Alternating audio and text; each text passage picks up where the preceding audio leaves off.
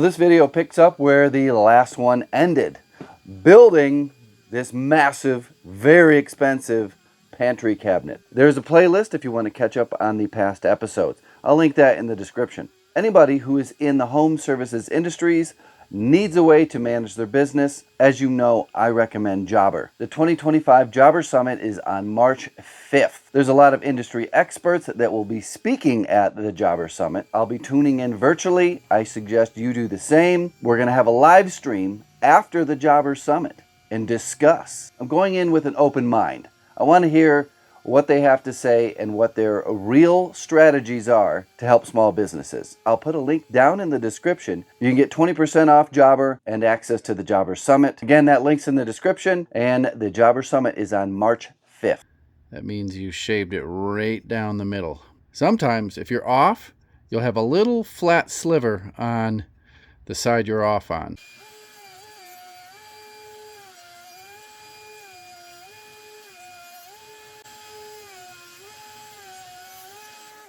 Here are all the frames just friction fit together.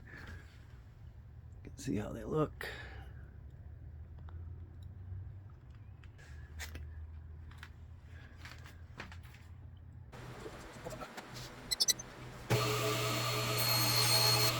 Taking quite a few extra precautions as far as measurements and physically checking for fitment before I rip all these center panels down. This looks like it's going to fit right. All right, perfect. I can rip all these sheets down to the correct width and then their correct heights.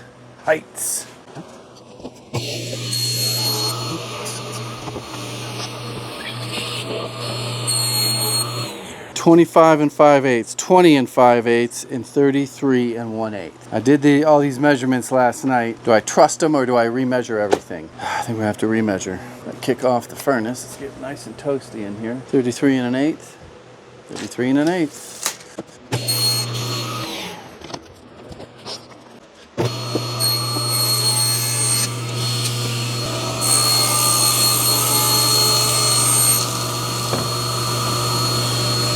Starting to pay more attention to protecting the wood. This is MDF, medium density fiber board. I did just go through and scrape the entire workbench, get rid of the glue residue so that the frame doesn't get dented or scratched.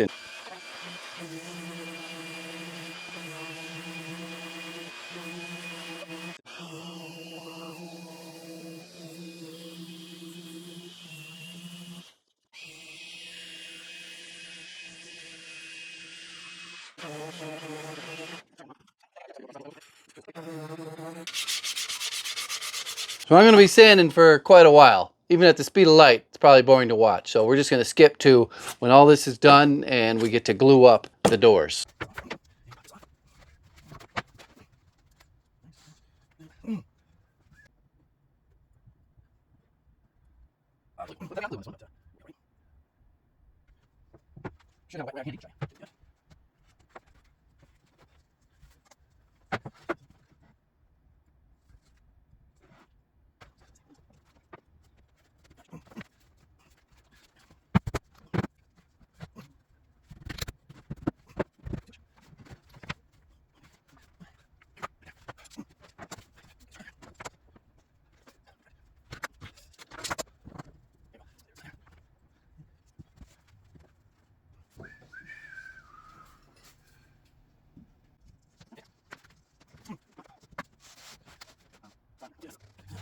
This is just a dry fit. Make sure everything looks good. All the seams are good. Take it apart, put it back together just like this with glue. Look good.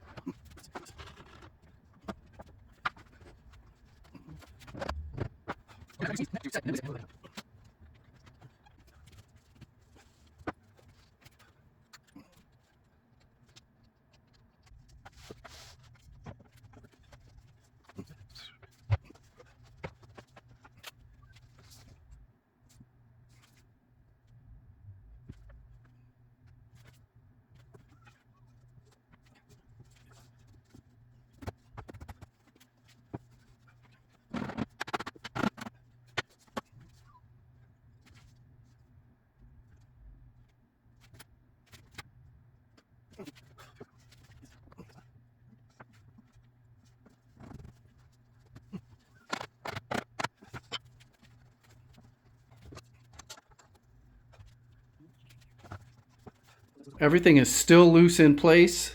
The upper cabinet, upper box is right here. That's going to allow me to get access to these pocket holes here. I've got a pocket hole underneath I'll be getting in from this way. I've got 1, 2, 3 pocket holes I get from here. So it's going to be attached on this side. It's going to be attached right there. And it's going to be attached right there. Then the whole thing slides out. And I put this cabinet in from the side. Attach this cabinet to this cabinet. And then go all the way around the face frame using all the other pocket holes. Then slide it back into place. Get it all shimmed up.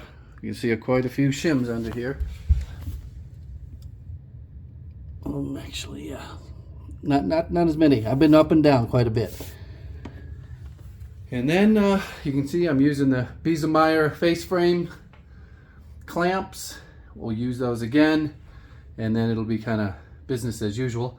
I did have to shim this one out quite a bit so that these face frames match up. A little bit of a tedious process. Put down in the comments, how would you have done this project to build this exact thing here? What method would you have used?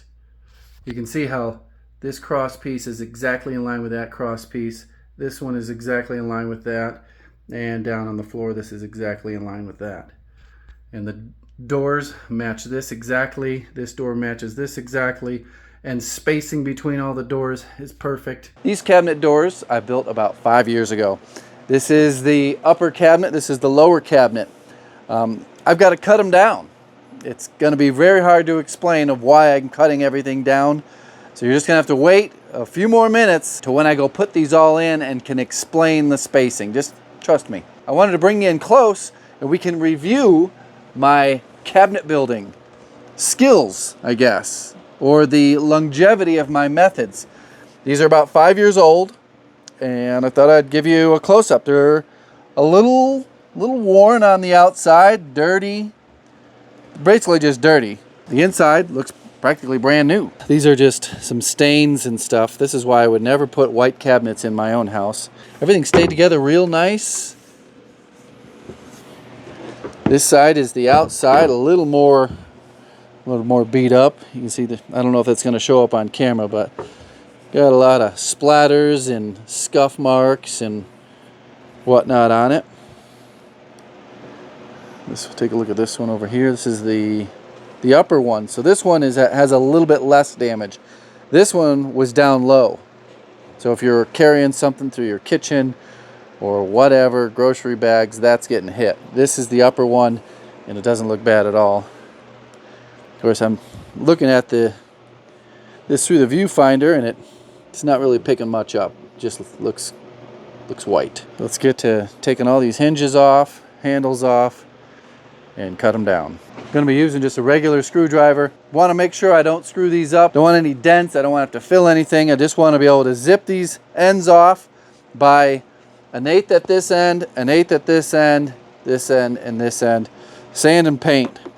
I don't want to have to fill anything. So it also appears that these Blum soft close hinges worked perfectly for 5 years. Held up just fine.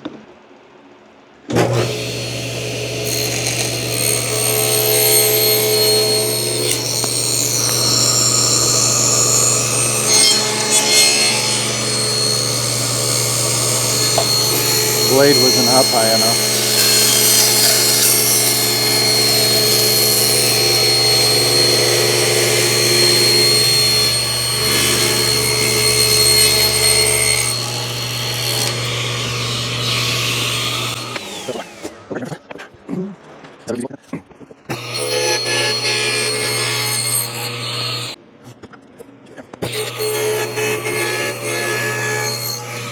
So this is still the upper door, flipped around. Now we got to shave a little off the bottom. This will be a good durability test for this paint. Running it through a table saw. Jesus, get a hold of it, Handy.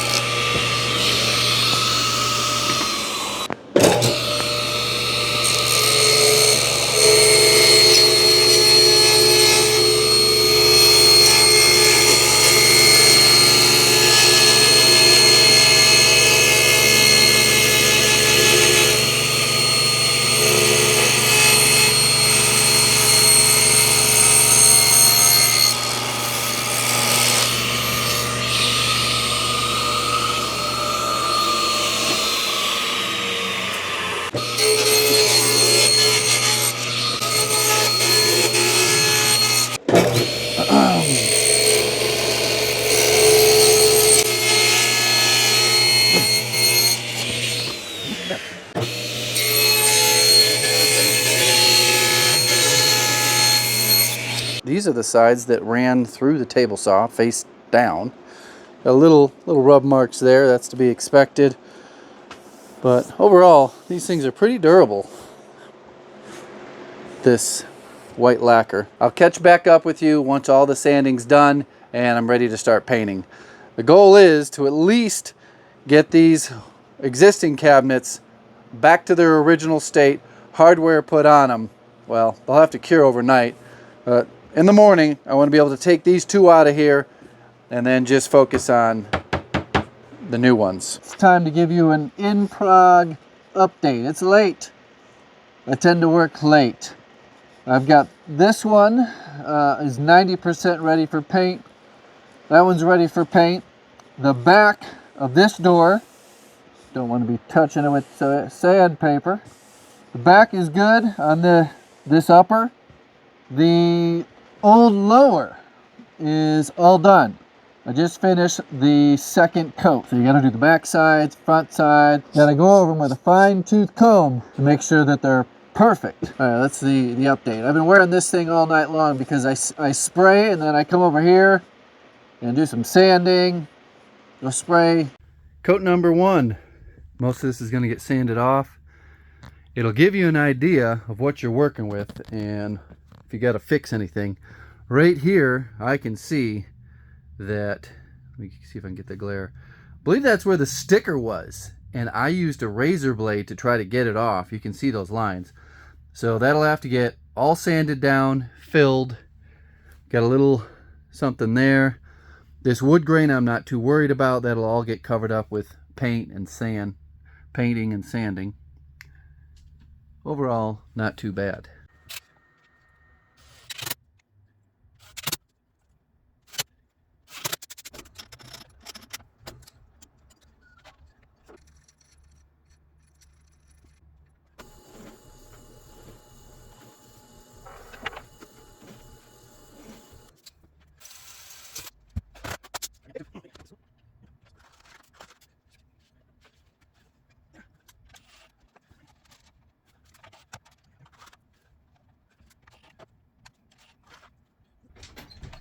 Daddy, Yes. come inside and see this.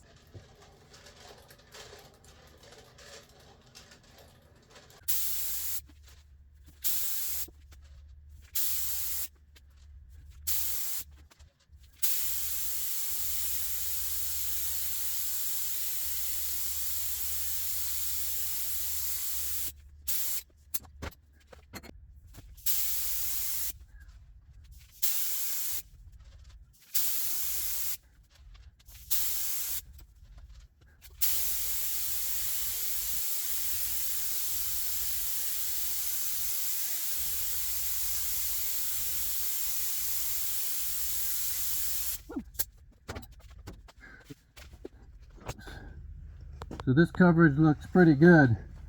I think one more coat and it'll be perfect.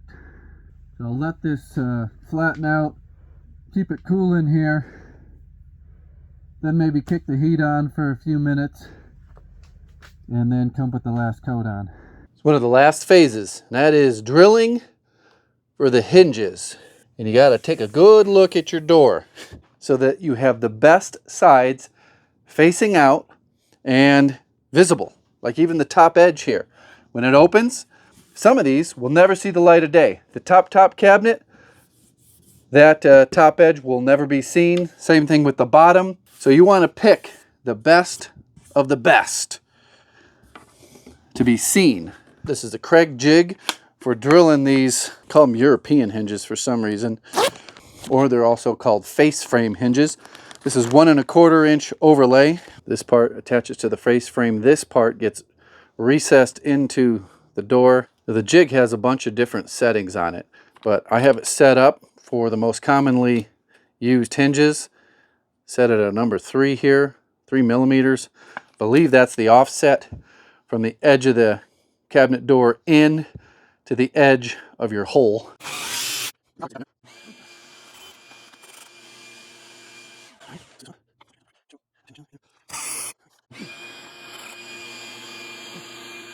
This does have a little bit of a jig in it for drilling the pilot holes for the hinges. I kind of like just putting the hinge up here and using the hinge as my guide to where the holes go. Where the hell is that little tiny drill bit? I put it back in there. You guys probably know where that drill bit went.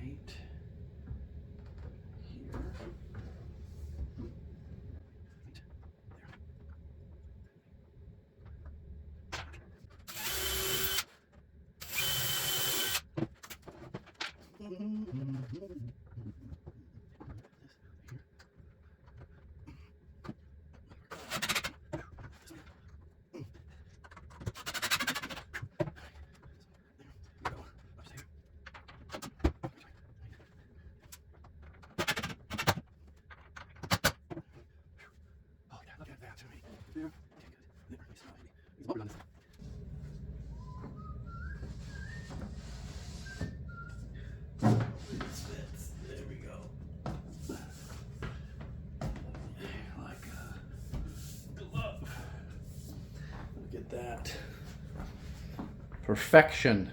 It's time to put the handles on. I'm going to be using the True Position Tools jig. Very high quality, probably higher quality than the average handyman needs. But if you are in business installing cabinets every day, you're going to have this tool. I'm going to test all my measurements by marking it out with a pencil, visually looking at it, because I cannot make a mistake. Drilling a hole where it doesn't belong. Centered this way. The post, top post, is going to be centered on right here, right straight across. Watch your fingers.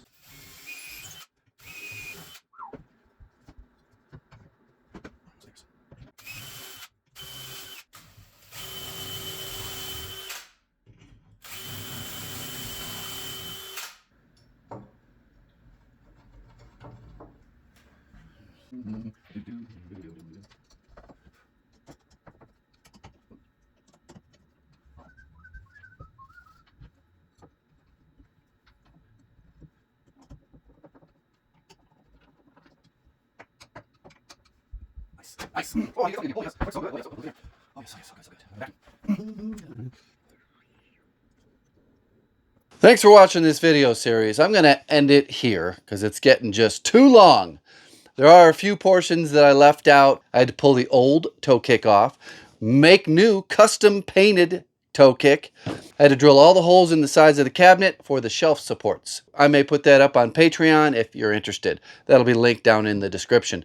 Now for pricing on a job like this, there's a lot that you didn't get to see behind the scenes, but it's $3,500. Had about $550 in materials, and the rest is my labor. In today's current market, to build a full kitchen like this would be around $45,000 to $50,000. So $3,500 for one custom-made pantry cabinet is a smoking deal. I'd love to hear your comments and opinions about this project down in the comment section. Tell me how you would have done it different. How would you have done it and made more money? You keep in mind, sometimes you just got to do it the way you want to do it, and that is the most efficient way, because you just don't feel like doing it a different way. Sometimes you just got to get it done. Thanks for watching. Goodbye.